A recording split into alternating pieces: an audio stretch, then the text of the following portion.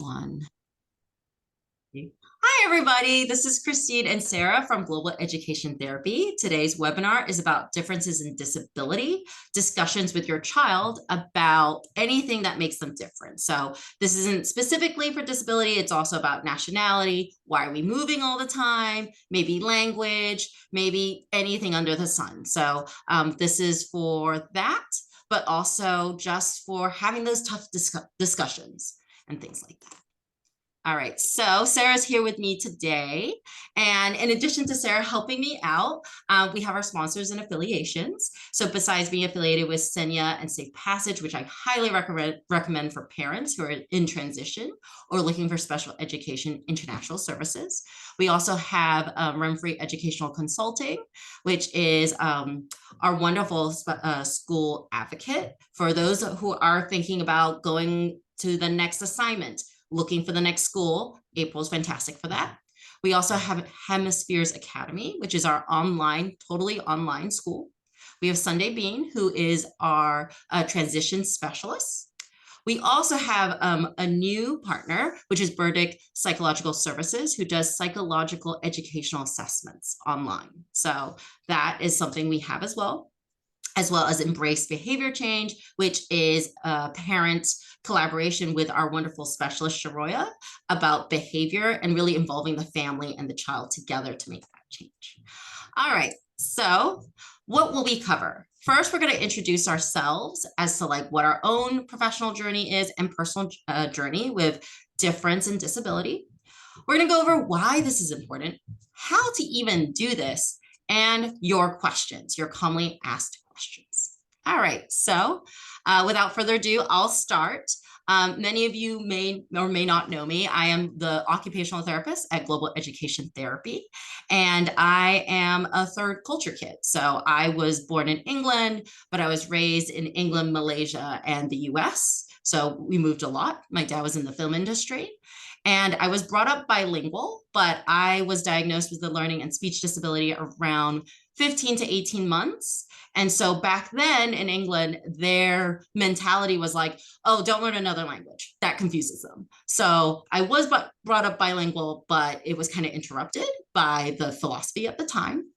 And in addition to that, I also had a lot of sensory difficulties. So I was very like seeking but sensitive, or those other OTs who are joining us, just that modulation difficulty. So that was generally my experience. I went through early intervention. I was really lucky in which I was one of the first kids in England to receive sensory integration therapy, actually back in the 80s in London. They had a bunch of people from like, I think like North or South Carolina come in. So I actually worked with Americans at a new clinic. So it was actually really cool. And my journey from there, when we moved to the States, because my mom was like sick of the special education treatment we had, I was in a special school and they just didn't believe I could go to university. They had no faith in me. And my mom was like, forget it, we're moving. So we moved to the States and I went through an IEP for a while and then graduated around middle school. But then what happened was I kind of went through an identity crisis. You know, I'm Asian American, but I'm English with a different accent. And then, you know, I didn't quite fit where I was. And then on top of that, I was failing middle school. Actually, I wasn't doing very well because they stripped off my IEP. So what we did was my mom got some tutors. She got people who had experience working with people with special needs. And those people changed my life. Like they're people I still connect with, I still talk to. It's because of those adults who were able to help me advocate and talk and say, hey, I need this strategy, I need this help, that really pushed me along college and masters and stuff. So yeah, I became an OT because of those individuals. Obviously the speech therapists were great, the OTs were great, the tutors were great, but it was just having those connections with someone who understood me and helped me advocate that really made me want to give back to my community. So thank you for listening to my very long-winded explanation. And without further ado, Sarah, who's been sitting there very politely listening, take it away. I want to hear all about you. All right. So I am Sarah Fowler. I'm one of the speech language pathologists at Global Education Therapy. Like Christine, I also have a disability. You can see my mobility scooters hanging out in the corner here. I do use a mobility aid if I need it. I have a condition called Ehlers-Danlos syndrome. It's a connective tissue disorder. And in graduate school, I lost the ability to walk. And as time has gone on, I have been self-advocating for myself, working really hard to get to a point where I can walk again, and I'm doing pretty well. But it is something that it's a whole new ballgame to have to advocate for yourself having a disability. And I think I have an interesting perspective being completely able-bodied as a child and growing up to becoming disabled. So I see both ends of the spectrum, where when I was a child, I didn't notice all of the inaccessibility that's in our culture, in America, all around, and that while we do want to think that ADA, and it is helpful in some ways, there are also still some difficulties with how ADA works, and especially when it comes to mobility aids and being able to get in and out of doors. So I've been able to see things that I wouldn't have noticed as a child, and then I grow up and I'm like, oh, this is not exactly what I thought it was going to be like. So I want to be able to use my experience to help others understand what it's like to have a disability and what are some of the strategies you can use to thrive, even if you do. I also had a speech sound disorder as a child. I could say my S's, and my name's Sarah, so definitely needed to work on that. And I went through it pretty quickly, but it was a very positive experience, similar to Christine. And one of the things that I felt called to do was to start a social skills group for our students here at Global Education Therapy, knowing that we have a number of kids who have disabilities, and being able to share that with peers and understand that this is a shared experience felt very important for me. And so that's kind of where our social skills group came in. And so we've done lessons on self-advocacy and stuff like that, so these kids feel more comfortable talking about their disabilities and it's not a taboo thing. And lastly, I became a speech pathologist partially because of that reason, but also I really wanted to work with kids, and I also wanted to help kids find their voice. And so that's kind of how I got into speech pathology, is I wanted to help these kids find their voice and be able to speak up and advocate for themselves. Awesome. Thank you so much for sharing that, Sarah. And I think what's kind of great, us coming together, is that even though, like, yes, both went through speech therapy, we all have our different journeys. And so just because someone has a disability or has a difference, it doesn't mean we're exactly the same, but maybe there's some Venn diagrams, there's some similarities and differences. So there's that intersectionality that comes together. I'm probably not saying that right. Sorry. Hey, you are. You got it.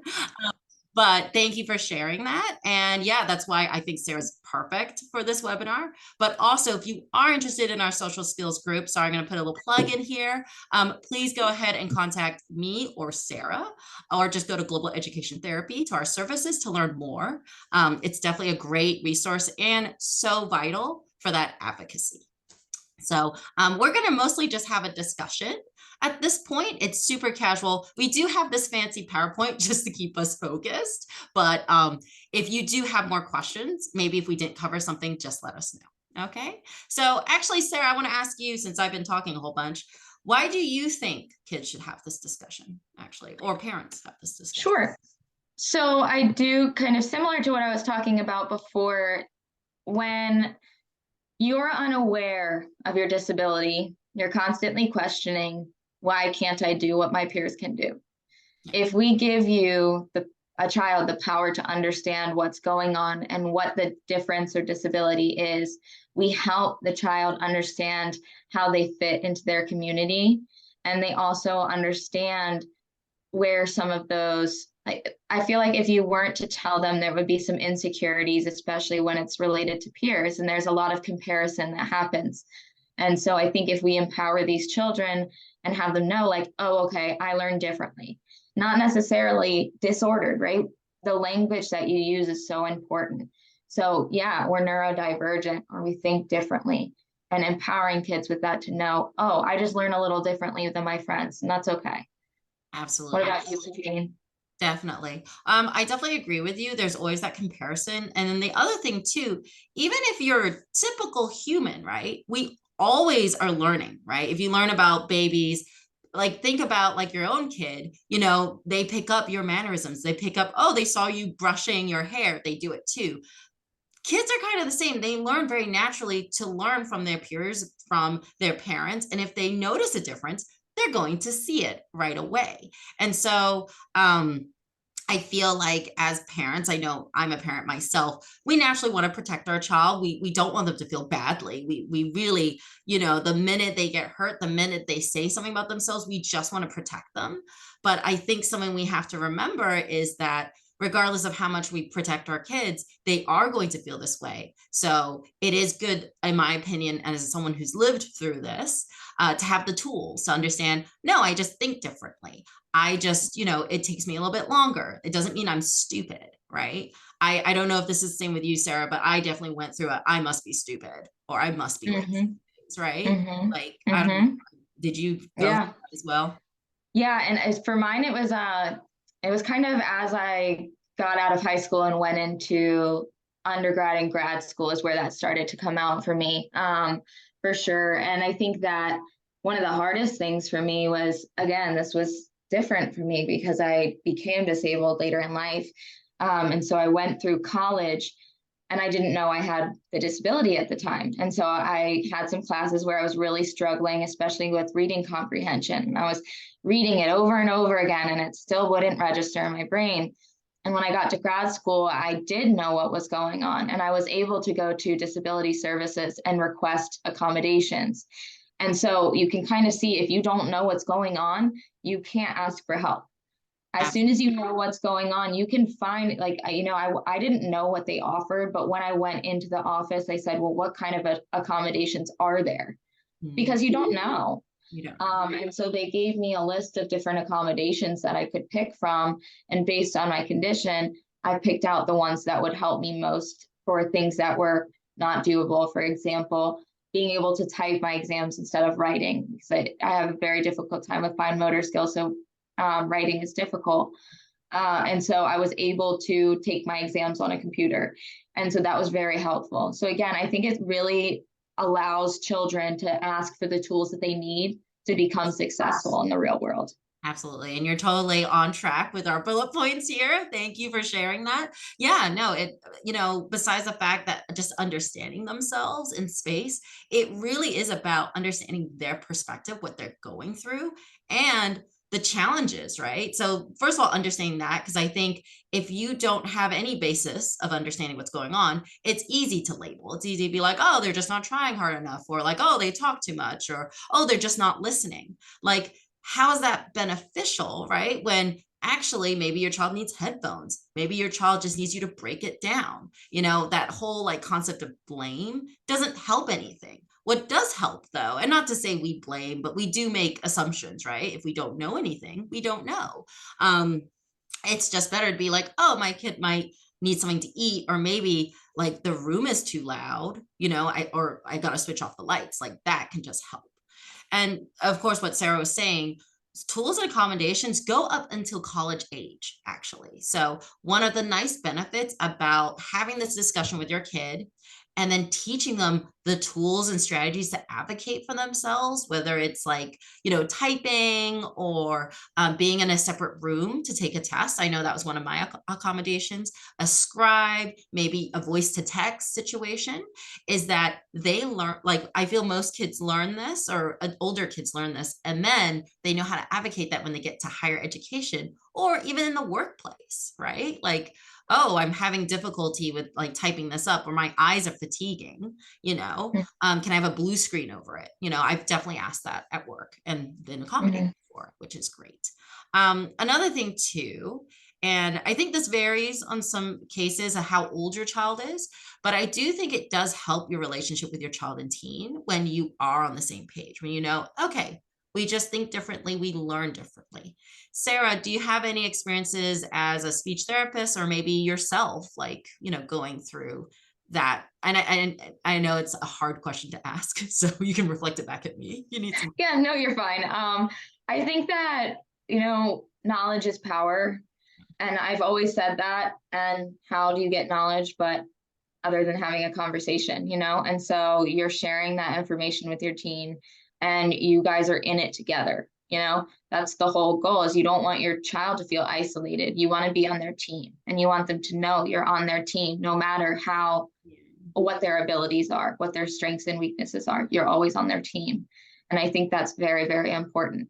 Language, the language that you use in these situations determine how your child will feel about it. And so thinking about, what are the ways that we can phrase this that don't make my child feel like there's something wrong with them, right? Yeah. And as soon as you're able to have that conversation with them and reassure them there's nothing wrong, it's just different, then you automatically have a better relationship with them because they know that, again, you're on the same page.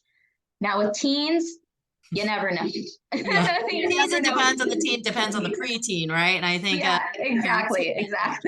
Agreed. But overall, I definitely think it's important to have that conversation with your children to help you bond and to make them feel not alone in the whole thing. So I know, Sarah, you have a lot of experiences with this on the social skills group, but some of my experiences, and I have been asked about this recently, is, well, should I wait until they're older? Should I wait? And things like that. So I think it really varies on the kid and how comfortable you are. I know for younger kids, I had a really good discussion with a parent who self-disclosed that, she had attention difficulties as a child. She would have wished she would have known younger, but she didn't know if her child was ready. Her child was about like 5 or 6 years old. And so I said, maybe, a discussion may not work, because if the child has trouble attending, that would be hard to absorb. But, she had mentioned earlier that her child really gets frustrated when they make a mistake. They go, oh, they say stupid, they get really angry. So I said, something you can do with younger kids is model yourself making a mistake, but being like, that's okay. Mom made a mistake or dad made a mistake. Everyone makes mistakes. So like really modeling, like, it's okay to make mistakes is one really powerful tool. And I feel like talking about difference is important too. So sometimes your kid might ask, or you might notice, oh, like, how come that kid's wearing that sort of hairstyle or that sort of dress? Or, how come their hair is that color, or like skin of color, right? Like that happens. And sometimes it's good to say they're just different. They're from a different place, but, they're very similar to you and me. They might speak a different language. It's good to notice the differences, but to say that's okay. So I feel like those very short conversations and modeling is really good. But yeah, Sarah, do you have, like, I know you have some young kids in your social group. Have you had experience with this? So yes, and I personally think books are one of the best ways that you can work on this with kids, especially younger kids, because kids learn so much from reading books, and especially if they rhyme, that's just so fun for them. It keeps them engaged, and it also works on phonics or phonological awareness, being able to understand how speech sounds work and how they're put together when they're reading. And so it's something, you kill two birds with one stone, right? You help this child understand in a visual way, and you also are working on some reading skills. So I think that that's a really, really good way to help kids learn. And social stories in particular, some of the things, if you can't find a book that actually goes through this that you need, all you have to do is create a little PowerPoint, and that has pictures of the things that your child has in their environment. And you can create a little social story about, here's how I advocate for myself, or this child has a disability and this is how I fit into that category, or something like that. So I think reading and books would probably be my top advice for younger children. When it comes to the preteens and teens, I think that educating them first on the disability is important, and then also educating them on how to advocate for themselves. And so in our group, what we did is I spoke to everybody, and I of course asked, is everybody comfortable sharing with the group what disability you have? And everyone was comfortable. So I had them disclose what disability they had. For example, one of the children had dyslexia, and she was explaining how it affected her learning. And so it was kind of that these kids had the opportunity to say, this is what's going on, and this is what is kind of changed from it, right? So they have this idea of, here's how my education or my learning style is impacted. And now I'm sharing it with others so they understand what I'm going through and we can relate to each other. Because even though all of their disabilities were different, they all had a disability, so they could relate with one another. So I think that, again, peer interaction is also a really, really great thing for preteens and teens to feel like they're not singled out. Absolutely. And I love that you brought social interaction because I feel like that really varies, of course, where you are. And that's what's so lovely about your social skills group or just doing any of these online things. It has that power to bring people together. I know when I was working predominantly with preteens and teens back in clinic, when I was working in a sensory clinic, was that I had the great opportunity to work with two of my teenage boys that I worked separately in the beginning. And then I actually put them together and they really complemented each other, but they both, were on the spectrum. And so, but different parts of the spectrum, right? So it was really great to see them interact and talk to each other and really have this bond because one of my kids, love him to death. He was like an old man in a teen body. He was hilarious. Like I'll be like, "Oh, how's your day?" And he'll be like, I haven't had my coffee yet, so it's not great. I loved him to death. And then my other kid, was like this big sports guy and everything, but like he just had the best way of looking at the world. Like I would ask him, "How's your day?" And he'll be like, "There was a butterfly, so I had a really nice one." So like having them hang out was amazing. But they did journals at the end, and I found out they were still like in communication. And so both the parents were really like they emailed me back and was like, "This has been such a wonderful experience because yes, they learned all these skills, but they learned like how to go through the process of the diagnosis together." How they were both going through the diagnosis of ASD at the time. And then they were both like trading like strategies and tools, which I thought was really sweet. So, Yeah, that is sweet. but I think it's so important. And another thing too, Sarah, you brought up was it doesn't really have to be this sit down formal conversation, right? Don't think it's just one conversation and that's it.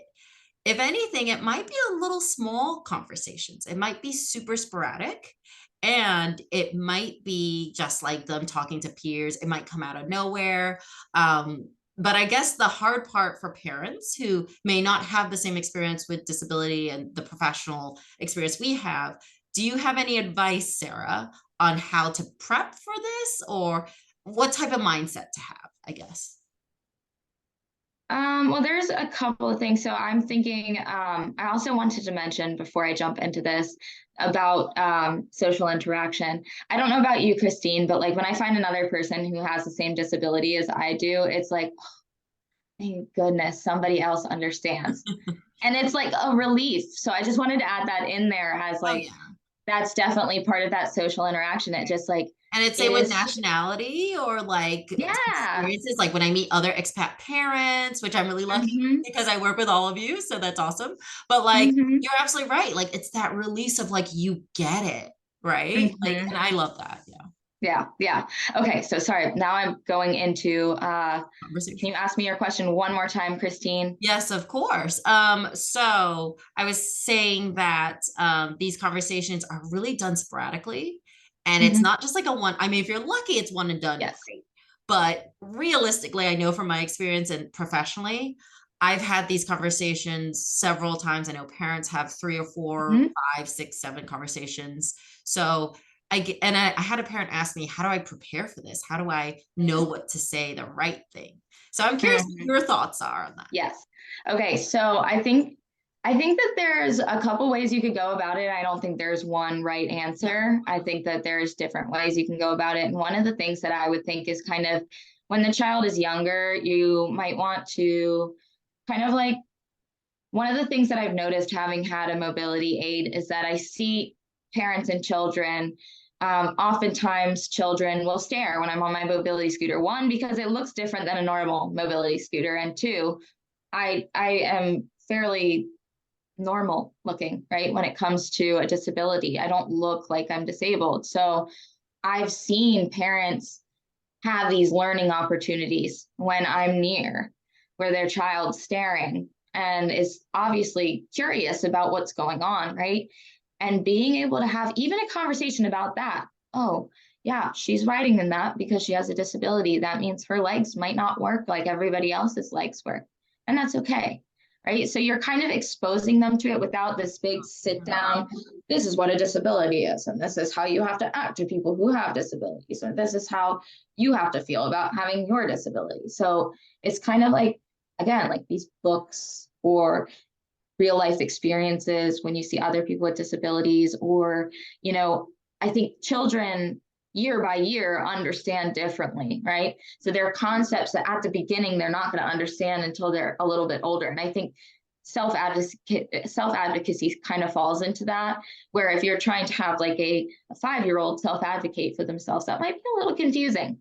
But as they get older, each year they learn a little bit more, and you can continue to have that conversation. I don't want to say yearly, but as they grow and you notice they begin to understand these more difficult concepts, you share that with them. So it's like you said, little by little.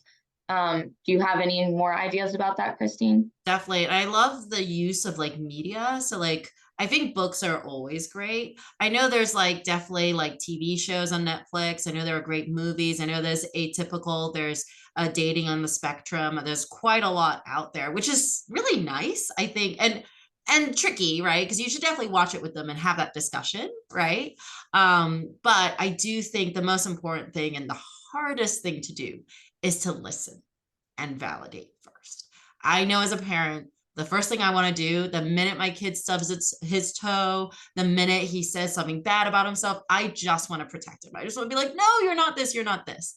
And I think it's so it's nice, like I've definitely had teachers, I've had people I love, family, friends be like, oh, well, you don't have a disability, you're so smart, or like, oh, you seem fine to me. And I get it, they're saying that because it makes them feel better too, right? Like it makes it less awkward.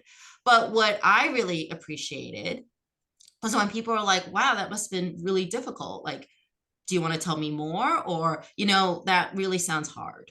Just hearing like, I'm sorry you had to go through that is probably a lot stronger for me. So making sure you validate, like, so the biggest example is when a kid says, I'm stupid. I've had kids just be like, I'm just stupid. That's why I can't write. And I've said, wow, that must be really hard for you to say. Do you want to talk about it more? And sometimes they'll say no. And I'll be like, hey, if you ever want to talk about it, I'm here and I'm here to listen. And normally I say, you have the floor. Tell me what that's like.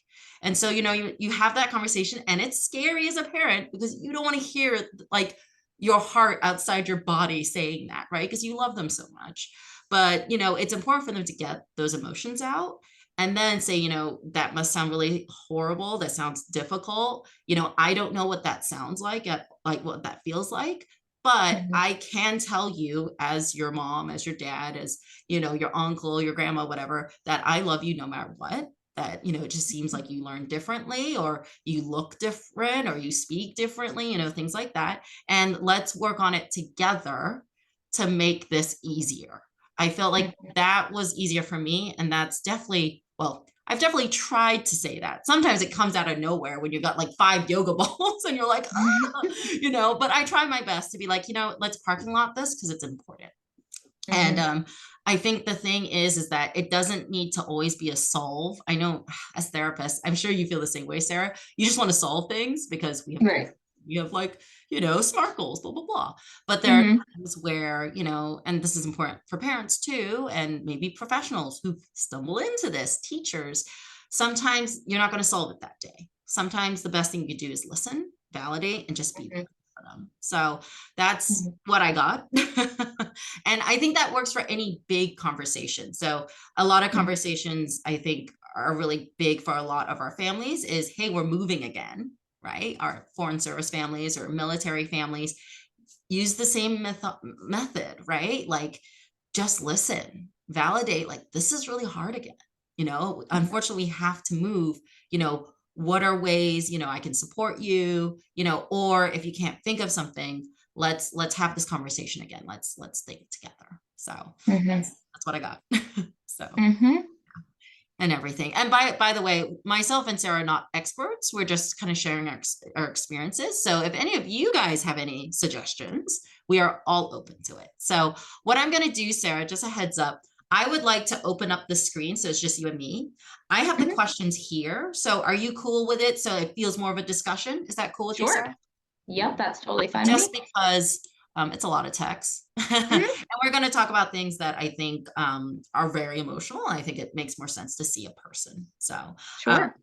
so I'll go for the first one, and you tell me if you want me to answer this or not. These are Mhm. commonly most asked questions. Some of these might be really triggering, really intense, but we are only answering this because we know this is what's running through people's mind, and this is what we have experience doing, answering to the best of our abilities. But also, if you are a professional watching this, a speech therapist, an OT, a teacher, a psychologist, this might be helpful information. So the first one is, wouldn't letting my child know their differences make them more insecure? What do you think, Sarah? So, no, but the reason why is I think that I don't know, the child might be more insecure if they don't know what's going on, right? If they don't understand what's going on and why they're not, succeeding like their peers do in their class, or they're comparing themselves to their peers and saying, I'm not this, I'm not like them. That's going to make them feel insecure. Whereas if you give them the awareness of what's going on in their body and why there's that difference, Right. they're able to have more self-compassion because you say, oh, I forgot. This is something that's within me, and it might not be that way for other people. But now I understand why, and I can feel self compassion for myself. It's an explanation, for Right. how they have been feeling when compared to other peers. Right. So And I think, yeah. it allows you to have that forgiveness to yourself too, right? I feel like my answer is a little different, but I think this is personal. I think I know for me, I learned about my disability very early. For my parents, I think they did the best they could culturally to explain it. Although I think I would have, not to say my parents didn't do a good job. I think it was a different time. Mhm. But now going through the process, I wouldn't say I wasn't insecure. I think naturally you will get insecure because it's a process, just because you have this discussion doesn't mean all the problems are gone, right? It just means, you're one step closer to the child really knowing themselves. And that can be a process. So I would say yes or no, yes and no, Mhm. because I think it depends on the kid too. It depends on the parents. It depends Yeah. how it's told, right? The And it disability depends on the itself. disability as well, right? Like how Yeah. early they have to know, or how, I don't want to say invisible, but how invisible it is, right? Right. But I think even if the child becomes insecure, that doesn't mean it's the end of the line, everything's gone. It just means this is a transition. And Mhm. once again, listen and validate, just be there for your child, your teen or preteen, along the way. It's a process, Right. definitely. So, I also think it would be important to mention that there are some students who may not have the capacity to understand fully the diagnosis. And so that's another thing to think about when we're kind of saying it depends on the disability. If the child's, has a language impairment, for example, and you're trying to explain a really difficult topic, it could be kind of difficult. And that's where I would kind of go towards those books. I just wanted to make that note there that there might be children who you try to explain it to and they just don't understand, and that's okay. So we can go about it in different means and model, like we talked about earlier, modeling the things as well as books, media, whatever it is to help uh, target that from a different perspective, I guess. absolutely. I like that you're addressing that. Mhm. Next one, and this is kind of related. My kid is still harsh on themselves even after this conversation and still uses that very negative language. What do we do now? Um, Sarah, would you like to go ahead, or do you want me to go ahead? What sounds good? Why don't you start it out and I'll come out I know these are second? hard questions, They right? are. I have They're an tough. idea, but Yeah, but yeah. it's always nice to hear. And once again, we're kind of modeling right now to you guys the power of discussion, right? The power of just talking it out. Sometimes that's just how we process. So for this one, I think it kind of relates to the first one. Once again, one conversation is not going to change everything, but using books, using media, maybe finding other peers is really nice.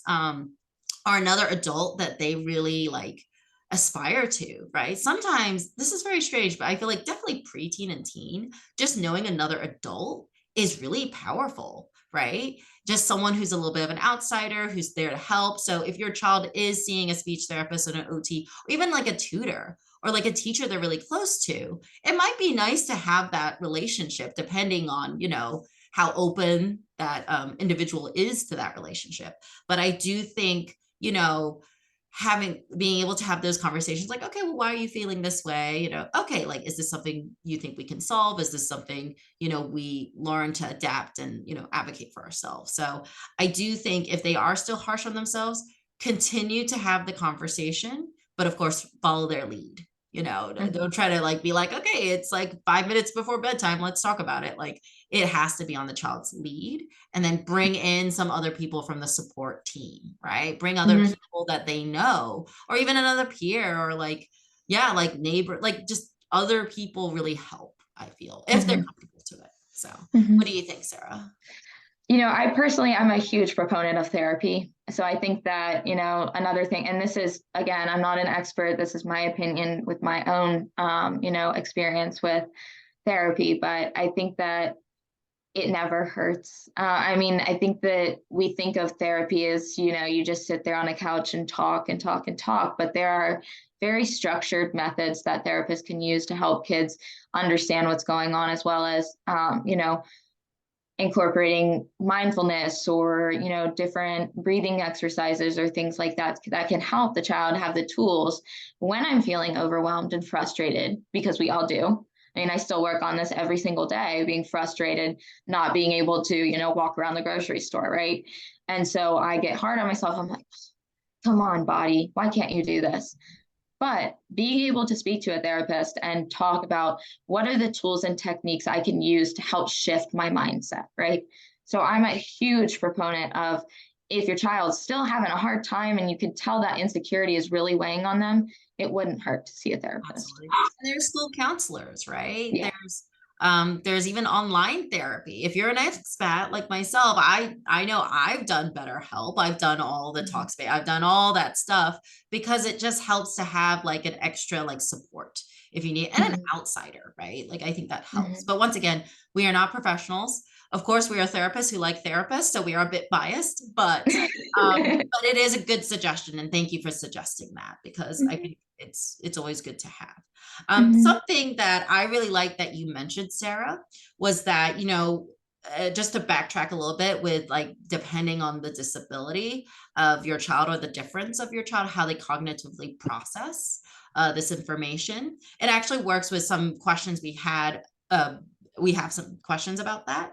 So we do have, if my child doesn't have enough attention or doesn't want to talk, or cognitively it's difficult for them to understand, what are other ways we can have this discussion? So I know you brought up books, you brought up some different things. What I was thinking as an OT is we do a lot of journaling.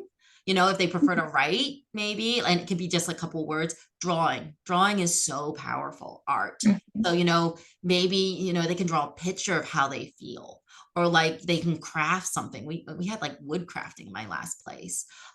Maybe they can like dance how they feel, or like just splatter paint everywhere, like Jackson Pollock style, like art nerd. But yeah, like, there are so many different ways you can show how you feel. And so there's knitting, there's like sports, like there's lots of different ways. So if you need to use that, you definitely can. And yeah, I feel like that was I'm really glad you brought that up, because you already highlighted something.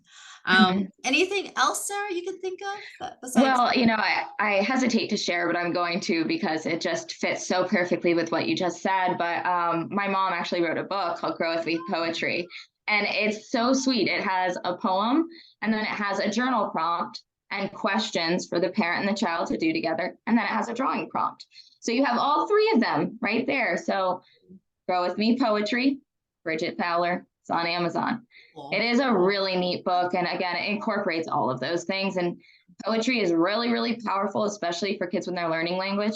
Yep. Rhyming is incredible for songs. Yeah.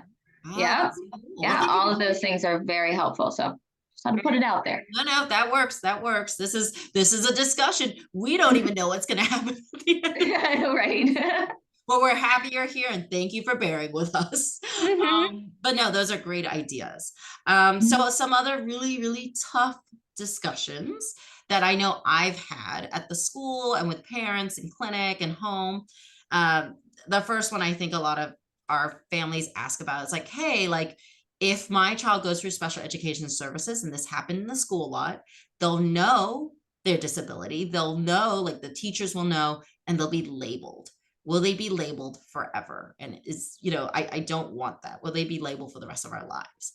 And I know for me, that's a very tough conversation because once again, it really varies on each kid, each district, each situation in life about this labeling. What I try to say is, I cannot guarantee your child will not be labeled unlabeled. But what I can guarantee is that the teachers, you, and the child will get the help they need and be able to advocate and know what they need in the long run, right? Like, isn't it better that everyone is on the same page and that you guys get to control that narrative, control what happens? You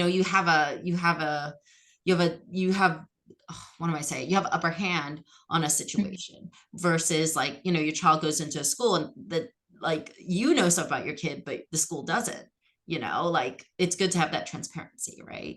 So I feel like this is a very hard question to answer. I can't say, oh, they won't be labeled or, oh, they'll just get over it because everyone's different. But at the very least, I can guarantee they are going to get help and they're going Mhm. to be able to have the tools to help themselves in the future.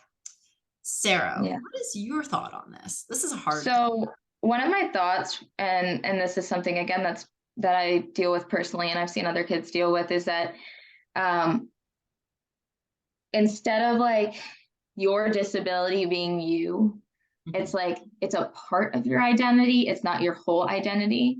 And Right. so that's kind of some language that I might incorporate there is, yes, you have a disability, but that's not all you. It's a part of you.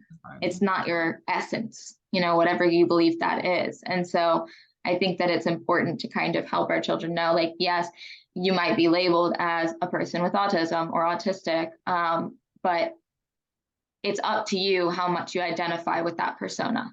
If it's something where it's like very empowering for you and you want to say, yes, I have ASD, I'm on the spectrum, and that's really important for you, it is. If it's something where it's not as important, that's just a part of you, right? Right. There's so much more to you than just your disability. And I think that it's important for us to teach children that.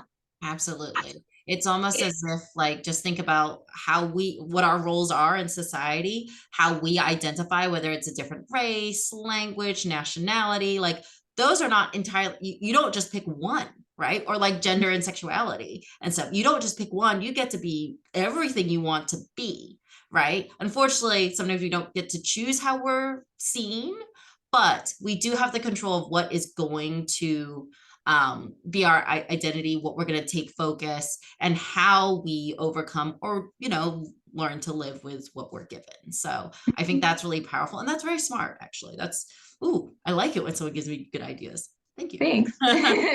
um, so I think the other one, and we're just going to do one more. Of course, if you guys have more questions, let us know. We do have this. If you want the PowerPoint, let us know too. I think the next one is, and this is a good one. My child and I don't have the best relationship. So there's normally a teen and preteens. Should I still have this talk? Should someone else have this talk? What do you think, Sarah? Because this one always stumped me. Yeah, it's a tough question for me because I'm not a parent. Yeah. And so I don't necessarily have that perspective. But if I were to the outside, Mhm. Which I appreciate. You. that is a tough question. I don't know, Christine, what do you think? Like, see, my brain just goes back to books. I'm like, Books. let's, instead of doing a formal sit down conversation, let's do some modeling. Let's incorporate some books. Let's, maybe if they have a teacher or an adult, like we spoke about earlier, that they do feel comfortable with, maybe having a conversation with that adult and saying, hey, we've been trying to find a way to have this conversation. What have you found that's working? Because obviously there's something that adult is doing that the children, um, for lack of a better term, vibe with, something that they, Oh, those youth you know, and their all the youth terminology. vibing. Yeah, I love that. But Um, yeah, that's I kind of think you something answered that I your would own say. question, actually, Sarah. Um, no, I think you definitely did. So like, it doesn't always have to be a talk. It could be just do something like maybe you don't have the best relationship, but maybe like you cook well with each other, right? You like to cook or set the table or you bike or you're walking the dog, like maybe just use those times to just like build that relationship and just bring something. If it doesn't go well, do some art together, do something else together. It doesn't have to be a talk. And then, Mhm, and also like as a parent, I know for me, um, I know some of our parents also have their own issues, right, with their own abilities and identity. So, if you feel comfortable, bring that up too. mhm, I do think, and I have been asked, like, can you talk to my child about it? And I said, well, if you're comfortable with it, let's find a language. Let's find a middle, like, let's make sure we're on the same page, what you want me to talk about. I'm happy to mhm, start it. But, if you want, sometimes I would have the parent come in, or sometimes I have the parent or the child write letters to each other. Like sometimes that's very powerful. mhm, So I think it's a case by case basis, but mhm, knowing that you don't have to have a talk, but you also don't have to be the closest either. Like it can just be um, just, just start by spending time with each other, just doing something that you both enjoy and maybe work on like building the relationship first and mhm, see how it goes naturally. So mhm, not the perfect answer, sorry, but once again, as I know as professionals, we're always happy to work you through these mhm, situations. We're always happy to assist um, and things like that. So mhm. that's definitely a hard question, isn't it? Yeah. Yeah. Oh, and I wanted to highlight, Mhm. um, it is insane how empowering it is for kids to hear of an adult they love that has a disability. Absolutely. The amount of times, I've had a child, I've said something about my disability and they said, "Oh, you have a disability?" And I'm like, "Yeah." And Yeah. they're like, "I have a disability too." It's like, again, that it's that, finally there's somebody else who understands. And so you get to have that relationship with the child of like, yes, we have this way to connect. So if you do, if your child and you aren't on the same page and maybe you have a disability as well, who knows, that could be the stepping stone Be the stepping. in sharing that. So Christine, I just wanted to highlight that. I I love like that you that. brought Yeah. that up. No, you definitely read my mind. That's definitely a really important thing. And I know I've done that too in many of my sessions, both with parents and kids when, the time is appropriate or if they Yeah. ask. I bring it up because I feel like it's a powerful tool because I think so many of our parents ask, like, is my child gonna be okay? They're thinking about the future. Like, are they gonna be able to go get a job? Can they take care of themselves? That's like the first thing I know my parents thought about when I got diagnosed. So, like having a model, just being a present person who's like, yes, like I am independent, I have a job, I'm helping my own community, having that, just being present and there, but also being able to self advocate and explain yourself is really powerful. So Sarah, that's a perfect point that you mentioned. But something else, a nice take home is that I feel like myself and Sarah, like if we didn't know who we were and we didn't have these conversations and we didn't know how to self advocate, would we necessarily be in the same field helping other kids like what we do, right? Help, like kindness is contagious and like this work is. So emotional now, sorry. So very, very passionate about this job and what we do, but like if they don't know, like how do you know their potential, right? Like I know we both have this potential because this is a part of us that we find very important. And so I think that's an important thing to bring up, obviously. Yeah. Yeah. Yeah, it really is. It Yeah. is. And I think that, it's hard because for a long time it was taboo. Oh yeah. You weren't supposed to talk about your disability. You Absolutely. just keep it under the rug, Yeah. don't tell anybody you have it. And so you spend so much time masking and faking, Right. the whole fake it till you make it thing can be detrimental at a certain point when you shove it down. And then later in life, you have this, bubbling of, bubbling over of whatever you've shoved down there and it finally starts coming out. So being able to, work through those feelings and emotions, having people that you can look up to, you see people who are successful, that's really, really important. And it can be very powerful for kids. Definitely. Well, we're going to end on that very powerful note.